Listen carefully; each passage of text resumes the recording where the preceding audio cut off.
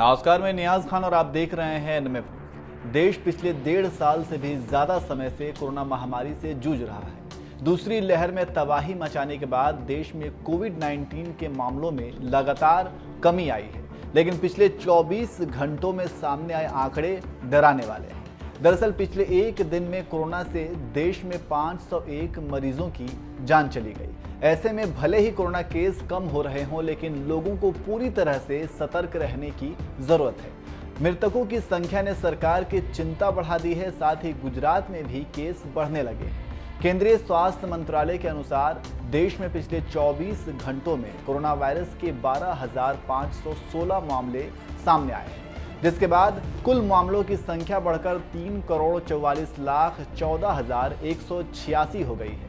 इसके अलावा active case कम होकर 1,37,416 पर आ गई है, जो कि 267 दिनों में सबसे कम है। सरकार द्वारा जारी आंकड़ों में कहा गया है कि महामारी की वजह से पिछले 24 घंटों में 501 लोगों की जान चली गई।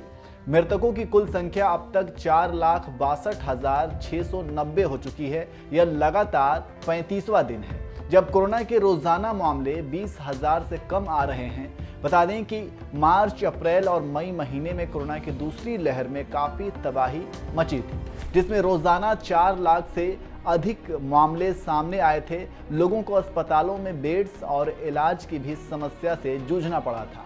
वहीं गुजरात में कोरोना के मामलों में एक बार फिर बढ़ोतरी देखी जा रही है। दिवाली में लोगों की लापरवाही और बाजारों में भीड़ का असर दिखने लगा है। एक दिन में गुजरात में 42 नए मामले दर्ज हुए हैं। इसके बाद अहमदाबाद म्युनिसिपल कॉरपोरेशन के जरिए कोविड टेस्टिंग शुरू की गई है। पूरे गुजरात में जहां मामले सिर्फ दिन के 10 से भी कम हो गए थे, वहीं अब ये मामले 42 पर पहुंच गए हैं। कोरोना वायरस का डेल्टा वेरिएंट चिंता की मुख्य वजह बना हुआ है। तो फिर कोरोना के मामलों में बढ़ोतरी को देखते हुए हम यही कहेंगे कि अभी भी हमें सतर्क रहने की जरूरत है और जो भी कोरोना के गाइडलाइन हैं उसे पालन करके खुद को और दूसरों को इस वायरस से बचा सकते हैं।